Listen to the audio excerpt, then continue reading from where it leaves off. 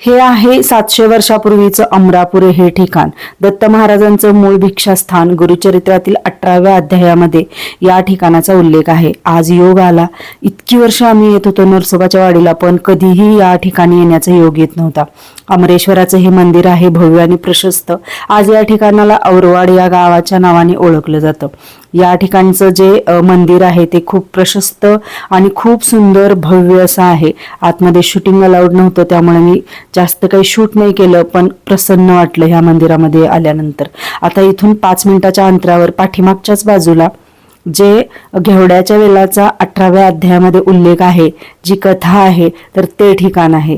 आणि इथं भक्त भाविक अगदी लांबून सगळे ना आवर्जून भेट द्यायला येतात, कारण दत्त महाराजांच्या पदस्पर्शानं पावन झालेली ही भूमी आहे.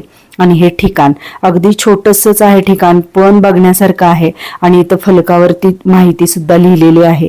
स्वयंभू दत्तात्रयांची इथं आपल्याला प्रतिकृती पाहायला मिळते. तर हे छोटंसं मंदिर आहे आणि इथं स्वयंभू शिवलिंग वगैरे आहे. छान असं दर्शन झालं आणि मनाला खूप प्रसन्न वाटलं. इतकी वर्ष आम्ही येत होतो, पण कधी इथं येण्याचा योग येत नव्हता. आणि आज खरंच हे ठिकाण बघून अगदी मन तृप्त झालं.